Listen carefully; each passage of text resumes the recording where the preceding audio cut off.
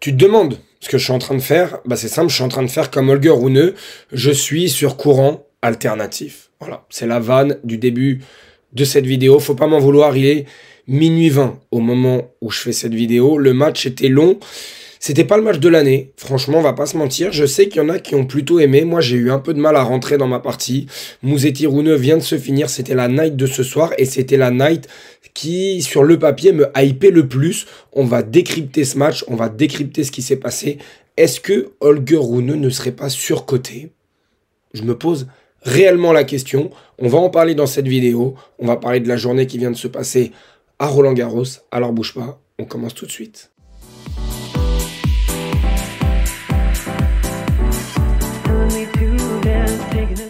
Bon, et avant de commencer cette vidéo, comme d'habitude, vous êtes énormément à regarder sans vous être abonné. Alors moi, ça m'aide énormément. Regardez bien, il est minuit 20. Pour me donner la force, bah juste un petit abonnement, un petit like et on peut démarrer cette vidéo. Donc, Holger Rune est-il surcoté? C'est le titre de cette vidéo, très clairement. Et au fond de moi, je le pense un petit peu, même si on est tous d'accord pour dire qu'il y a un très gros potentiel. Le très gros potentiel, on le voit tellement rarement que finalement, est-ce que ce serait pas un joueur de coup? Est-ce que ce serait pas un joueur qui peut péter sur un tournoi, sur quelques matchs, un joueur d'émotion, plus qu'un joueur fiable sur la longueur? Même s'il est top 10, il faut le dire, il y a d'énormes qualités. Aujourd'hui, j'ai posé des questions. J'ai pas les réponses à toutes ces questions. Peut-être que vous en avez. J'ai pas de certitude, mais c'est l'échange et le débat qui vont nous aider à progresser. On va parler de ce match qui vient de se dérouler, Musetti face à Rune. Écoutez, sur le papier, j'ai plutôt envie de dire que, mine de rien, Holger Rune a quand même tout pour battre Musetti, même sur terre battue. Il est capable, il a une palette technique et tactique pour embêter Musetti qui va lui laisser énormément de temps sur cette surface. Et c'est ce qui s'est passé durant toute la partie. Mais on va d'abord parler des deux premiers sets où Holger Rune a fait le jeu, a fait les fautes, a fait les coups gagnants. C'est lui qui a été amené à jouer au filet un maximum de volets de ce match. Mais on sait que tout ça, ça prend énormément d'énergie. Et c'est ce qui s'est passé, on va le voir dans la suite du match. Et Holger Rune, dans cette première manche, on va vraiment regarder les stats 7 par 7 parce que vous allez voir que c'est hyper important. Dans ce premier set, Holger Rune, il est à 15, donc il est à 15 coups gagnants, 23 fautes directes, et surtout au filet, il est surtout à 9 sur 14. Ça reste des bonnes stats, mais c'est pas assez. C'est pas assez pour un joueur qui a une main quand même que je trouve très bonne, qui a un très bon jeu au filet, qui a un bon sens tactique, qui sait voler, qui sait se matcher. Donc voilà, 9 sur 14, je trouve que c'est pas assez. Surtout que Musetti est très loin derrière sa ligne. Il use et abuse des services volés, c'est une très bonne chose. Mais il ne joue pas assez avec les zones, avec les angles, pour faire slicer Musetti et monter à contre-temps. Ça déjà, c'est ma première analyse. On voit que dans ce premier set, seulement dans ce premier set, il est déjà à 11 smash, 12 volets. C'est énorme. Vraiment, c'est énorme. 11 lobes de la part de Musetti, 11 passing. Donc ça, c'est la première chose. On voit qu'au deuxième set, ça s'est inversé. Et donc, pardonnez-moi, il est tard. On les voit juste ici. 14 sur 16. Voilà. Voilà les stats que j'attends de la part d'Holger Rune face à Musetti, même si après Musetti dans la suite de la rencontre s'est réveillé et a beaucoup mieux passé, a beaucoup mieux lobé. Ça devenait limite indécent, mais on en reparlera après du set 3 et du set numéro 4. Point gagné au filet, 14 sur 16, 17 coups gagnants, 11 fautes directes. Et ce qu'on peut voir, c'est qu'on va pas regarder le match, on va d'abord regarder le set numéro 2. Il a réussi à emmener Musetti dans sa filière à lui. Techniquement et tactiquement, il a réussi à le mettre dans cette filière-là des 5 à 8 coups. Il a refusé les échanges longs. Alors, il y en a quand même eu, mais c'est plutôt équilibré. Et c'est lui qui domine la filière courte et la filière moyenne. Alors que si on regarde sur l'ensemble déjà du premier set, on voit qu'il y a énormément de longs échanges. 21 points longs comparé au set numéro 2 où Holger Rune a réussi à être beaucoup plus décisif et incisif en prenant du temps à Musetti, notamment grâce à son super revers. Holger Rune qui a un des meilleurs revers du circuit, très clairement. Moi, j'ai beaucoup plus de mal avec son coup droit. Techniquement, au niveau des appuis, ça l'empêche de transférer, ça l'empêche de prendre du temps. Alors parfois, il va frapper très très fort, mais il y a énormément de fautes directes aussi avec son coup droit. Et on voit que dans ce set numéro 2, regardez bien, seulement 8 points longs. 8 points longs, comparé au set numéro 1 avec 21. Et si on compare avec l'ensemble du match, on voit bien que c'est un sujet aussi. Holger Rune est un joueur qui est très vite en difficulté quand l'échange s'engage. Et notamment face à Musetti, qui lui, c'est sa filière de jeu. Il est capable de travailler avec toutes les trajectoires, de trouver des angles exceptionnels. 29-13 dans la filière longue. On voit que chacun a sa filière et c'était intéressant d'avoir aussi cette bataille. Chacun voulait emmener l'autre sur son terrain. Ça, c'était hyper intéressant.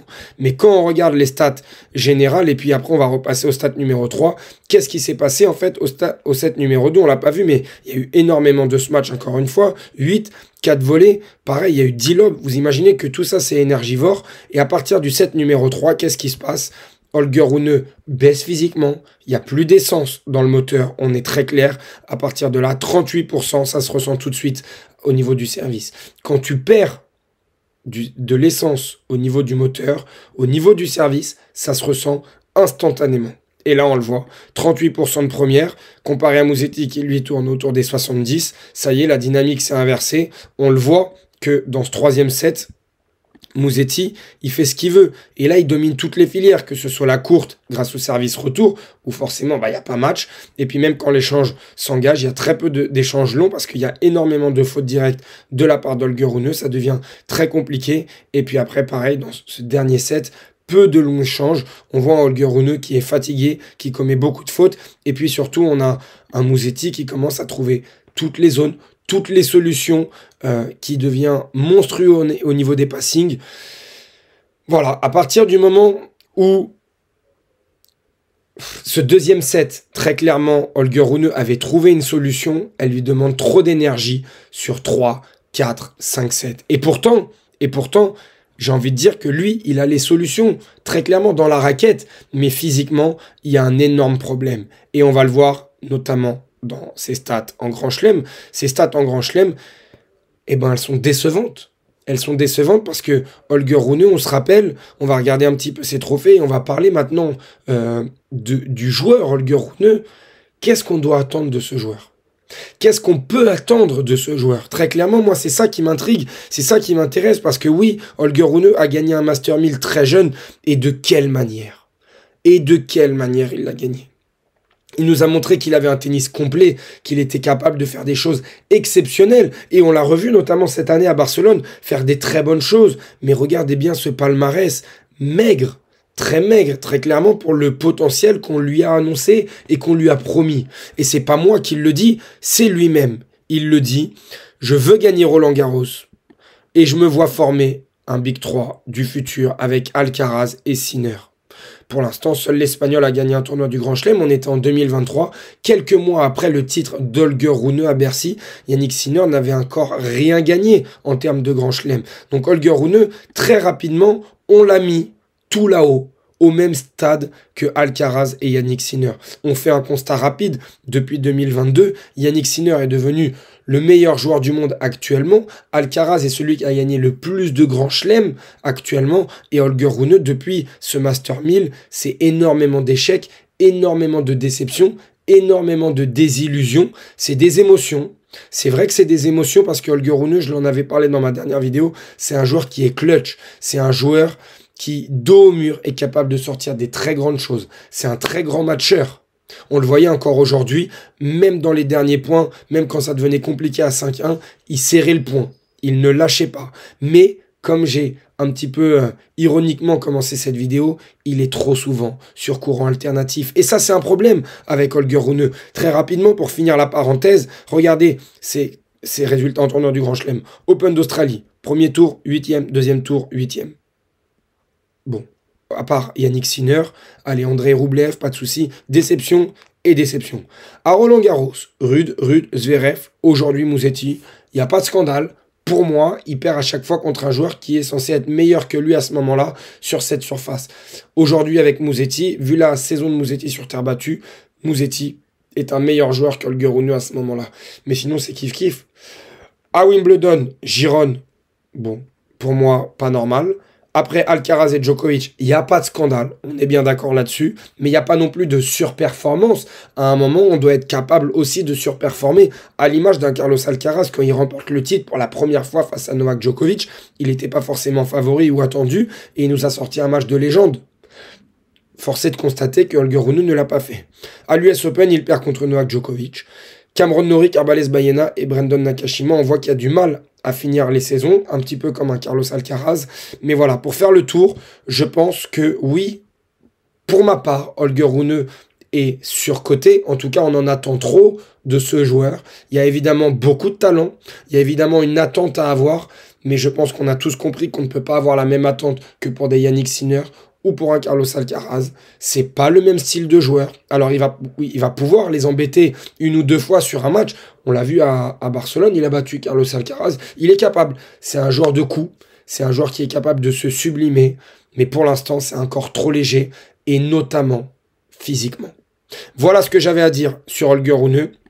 Un petit mot quand même sur Lorenzo Musetti qui passe un cap. Parce que lui aussi, à Roland-Garros, il était toujours tombé contre des joueurs très très forts. Djokovic, Tsitsipas, Carlos Alcaraz, Djokovic.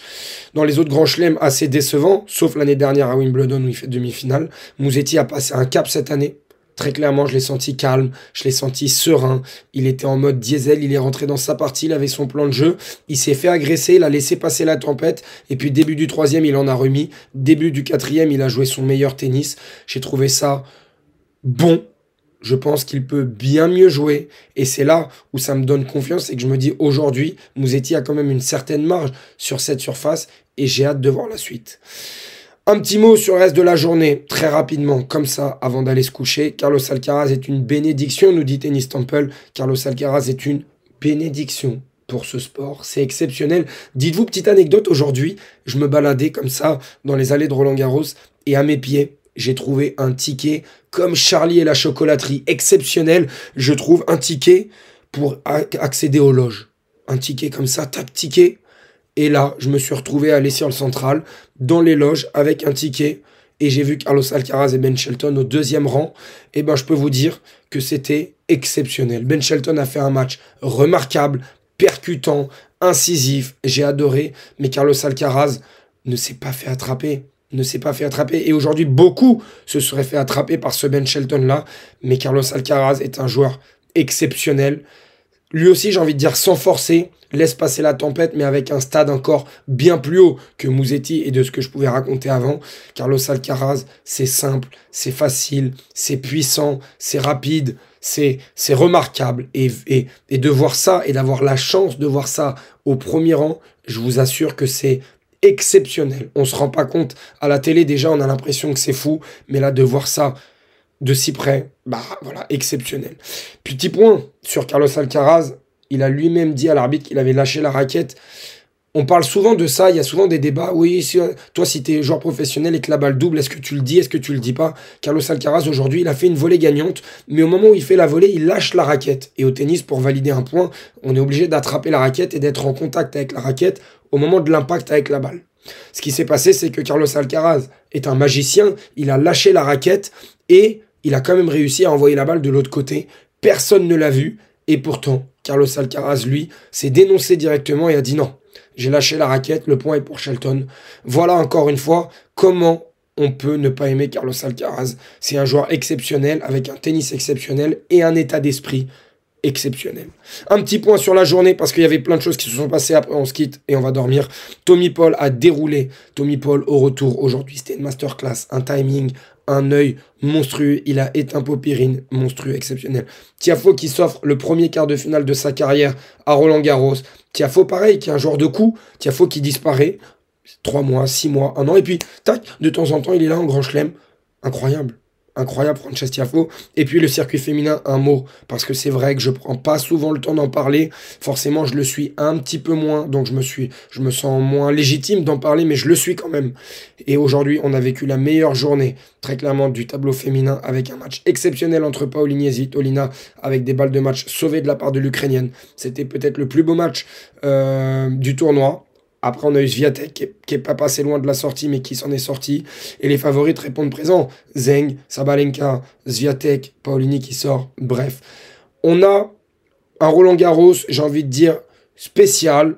Il n'y a pas forcément des matchs exceptionnels dans les deux tableaux, mais les favoris sont là et j'ai l'impression que ça va monter en puissance. Alors pour ne rien rater, n'oublie pas de t'abonner, lâche un meilleur like et je te souhaite une bonne nuit.